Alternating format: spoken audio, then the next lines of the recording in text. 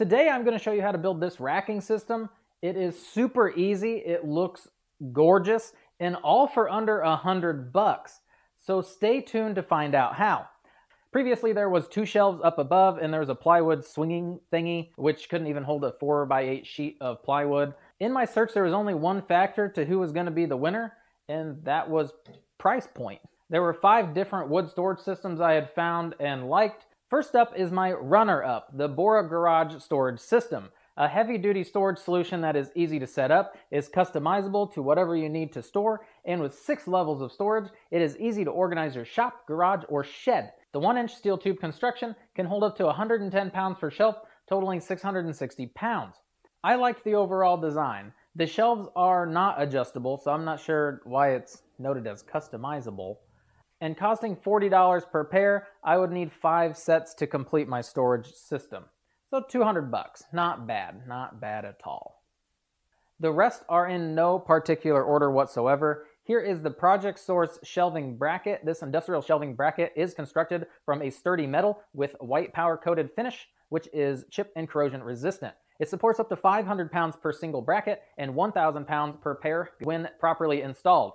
They're $10 a piece. I calculated that each one of these spots would be a shelving bracket, so I would need 34 of those total. I could use less, but I wanted a bracket in each of the studs to support each of the shelves. So $340 total. That one is out of budget. I'm also not a fan of the design because of the angled support, which means that you wouldn't be able to stack lumber all the way up to the top because of that angle. It would have to kind of work its way forward. Gross. Next up is the most supreme of them all. It is actually what I used in the shop beforehand, so I can show you these in person. It just has a double track system. It locks them into place. This heavy-duty double rack uprights and shelving brackets create an adjustable shelving system, which can be adjusted in 1-inch increments. Heavy-duty steel construction, black or white powder-coated finish, supports up to 170 pounds per bracket, spaced no more than 24 inches apart, and evenly distributed. I do love this system, and again, it was originally what was up on the wall. I only have 3 of these and 6 of these. So I would need 4 additional uprights, the 72-inch long ones, and 20 of the brackets. So $193.60, so a little cheaper than the BORA system. And again, this is a much better system. It does have adjustable shelving, and it is black, which is kind of the secondary theme color in the shop. The next 2 are DIY projects. You heard that right. They are build-it-yourselfers. The one I did not choose has 2 different variations. You use 2x4s and 1x4s to construct a block-style shelving support like the one in the photograph. It kind of looks like a beefy BORA system, to be honest with you, but an option nonetheless. Then there is the very time-consuming constructed of 2x4s and plywood cut to mimic that standalone shelving bracket mentioned previously by Project Source, which runs into the same situation of losing space because of it being at an angle. I did not figure a price for those, but all in all, probably around $80 when you get all of the 2x4s and the sheet of plywood. Lastly is the obvious winner, this one.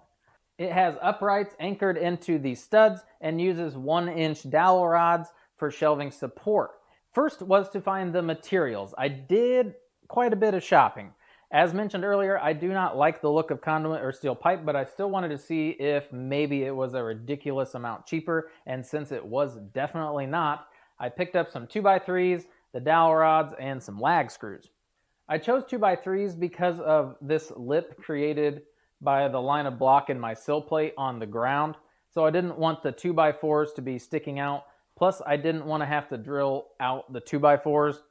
2x3s would just be easier to drill out. If you did use a 2x4, it would give you more room for that dowel rod and it wouldn't be as easy to bend, but whatever.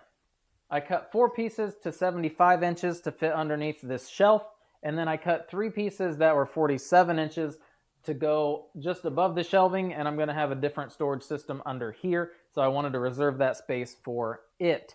I also ran these through the table saw and took off 1/8 of an inch just to remove that rounded bit as dimensional lumber generally has, and then I used the sander and I sanded the sides so that the letters were all off of it, so it looks more like wood. This isn't the best quality lumber, like it still looks pretty bad, but for like $2.50 a pop. Can't beat it. It's perfect. It's exactly what I wanted.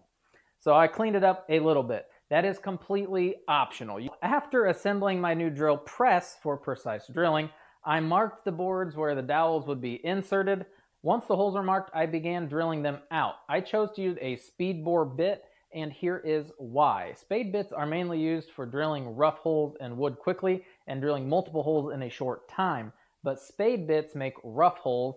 They are commonly used to drill in areas that are later to be covered up or not visible by the naked eye.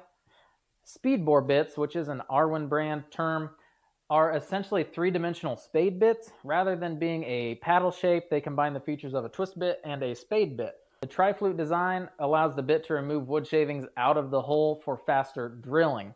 Lastly, Forstner bits are optimized for woodworking applications and cut exceptionally precise, clean-edged holes in wood. They do require you to drill a little bit, fully come out of it, and remove shavings. And nobody wants to do that.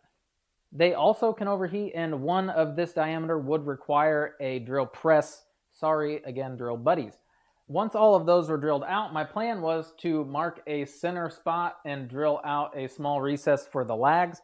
However, I came to the realization I could just use the existing holes for my lags since I didn't actually screw all the way through them. Then I screwed the uprights to the wall. Next, I cut the dowels down to 14 inches so that they would stick out just a little bit past my shelving. After a light sanding, I kissed the opposite end on the sander as well so it would be easier to drive them into the 2x3s. And voila! I did a little stress test on the dowels and they seemed to be structurally sound since they could hold a 220-pound man. All in all, I love it. Thanks again for watching. Hopefully you are going to go construct a variation of this for yourself. The biggest reason I tackled this rather than buying shelves is just because with the money that I saved, it paid for the drill press you guys had seen earlier.